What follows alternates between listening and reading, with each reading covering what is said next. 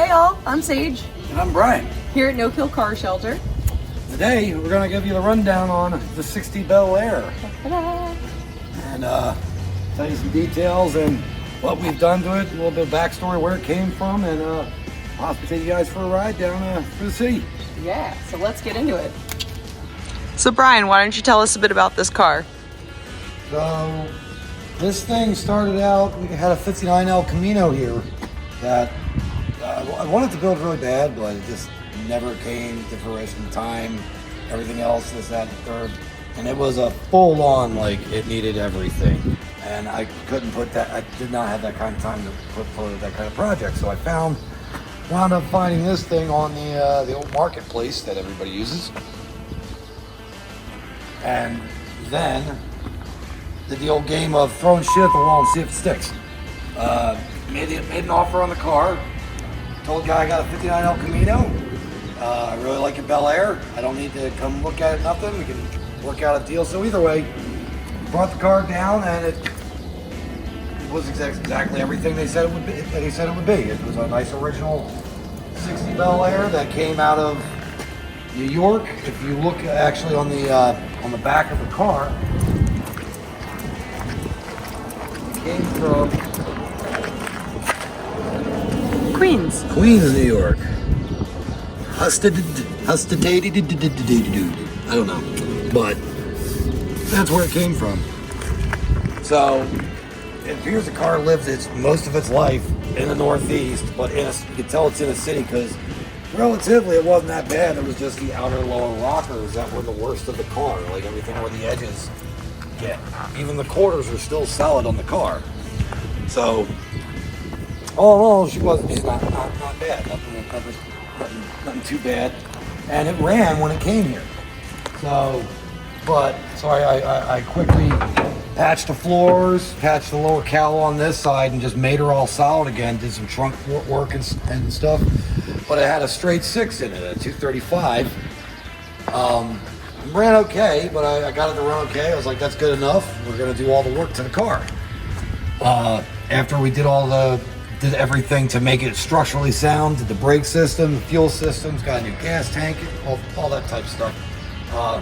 I got around to finally wanting to dial in the 6-cylinder that was in it. Well, no matter what, I figured it was needed points or it needed a plug was bad. It was one of those things where we got it running. I was like, that's good enough. We'll worry about it. We'll cross that bridge when we get to it. That didn't turn out to be the case though, because the straight 6, after everything we've done, I couldn't get number 3 cylinder to fire, and did everything. Compression check showed had no compression. So I was hoping for a blown head gasket. It was not a blown head gasket. It was number 3 piston had a nice big hole in the top of it. So I scrapped that idea. Turned out to be harder and more expensive to find another 235 to just do a straight swap on the car. So we just did the V8 swap.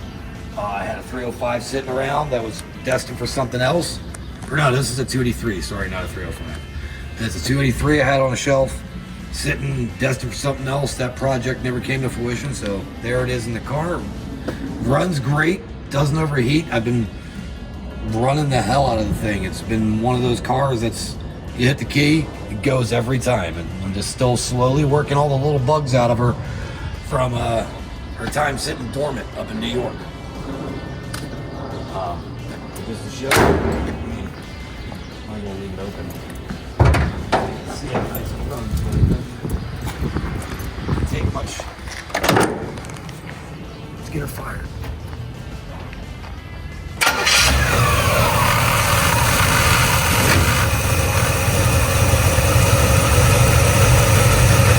Rochester 2D2 on top. Sucking some water through the fucking radiator.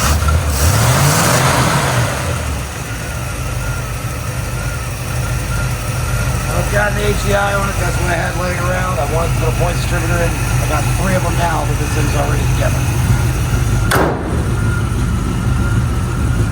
Sorry guys, I made Brian stop the car so you guys could still hear what he was saying. Yeah, we're still working on getting the mics working with the cameras, guys.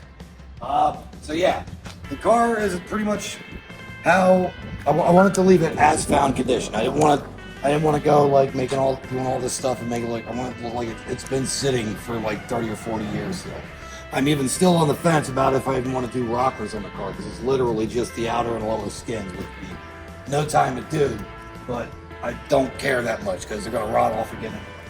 But so all the exteriors as we found it, we proved we had an extra bit of that guy, I can't remember his name, is this grape garage or something like that.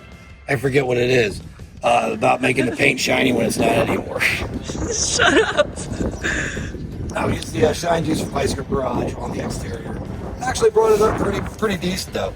It needs a reapplication because we did it and the car just sat inside for 6 months, so it just dried out. But the interior is pretty much all original. I've ripped literally, I didn't even cut, just ripped the lower parts of the door panels off because they're just going to get worse and worse. But just everything works in this thing, gas gauge, even the tape deck that's added on underneath.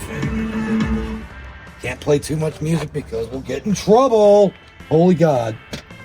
Got a crack in the windshield, but it's right behind the fucking mirror, so you can't even tell it's there when you're driving the thing. The dash is in beautiful condition. The under the dash is, believe it or not, just as nice. Like it's not all hacked up and everything. I do have a light. You do have a light. Stuck in my small sweatshirt pocket. Oh gosh, city noises. But it's pretty much unhacked up other than for this thing and some of the other things I took out of it. And the floor already did all the work. It just looks like crap because I left the original mat that's falling apart because I have a problem with throwing things away. But no. The relay and everything does, it just needs a new physical horn itself.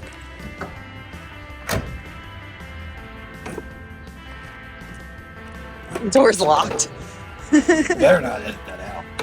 I could have told you the first time you pulled over to see how long you keep going. That's what she said. Shut up. So also, just to show though, like, this car was not built with the intent of being a restoration, a show car, or whatever you want to think of or interpret it as. This thing was just to be made into this is the car that if I were to keep this for myself and drive and just keep working bugs out of it for another 2 months, I would have no problem taking this to California.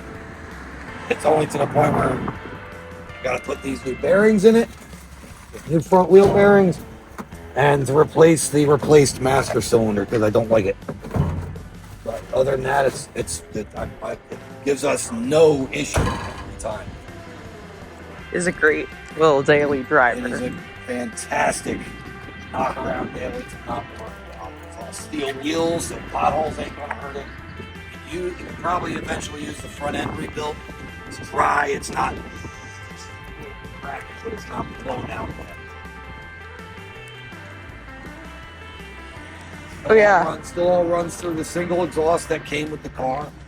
And then the little bit of history behind it also, because the tailpipe, this car, from what I'm told, was in a Bronx tail. Whether it is or not, I'm not 100% certain. But there are some details on this car that make me think that this is the actual car from the movie, because the car is in the movie for literally, there's a 60 Bel Air in the movie for literally like 2 seconds, I think. And you see, I'm pretty sure it's this car because it's black with a white roof. And the telltale sign is these bumper guards on it. You don't see the car from the back, you see it from the front. But the front has the bumper guards as well. The car in the movie has the bumper guards as well. And I have not seen any other classified ads, car shows, whatever you can think of in all my life, seeing a 5960 Chevrolet with these bumper guards on them. So that's the only reason. The same thing also with the tailpipe. The tailpipe, that's the chrome tailpipe that was on the car in the movie. You can see clear as day with the 6-cylinder and everything. So I left all that intact. But I do believe this is the car from that movie. Where it came from checks out. The paint combination, everything. The only thing different on this car is obviously the motor transmission, and it had different wheels on it. But yeah, I mean, the bumper guards would track for a car that lived its life in the city. Absolutely. That would protect Surprisingly it. enough, they're not that banged up here. for the most part, that's the 60 Bel Air in a nutshell. For the most part, there's probably a bunch of details I'm forgetting. I've got I don't know how many hours into this thing, but it's a great hop-in. We're gonna show you. It's been sitting in there buried for like 2 or 3 weeks. We're gonna take it for a rip through this pothole-ridden city. So take you along for a ride. Yeah. Thanks for hanging out. So, here we are, 60 Bel Air. Thought we'd take y'all on a night drive through the city, and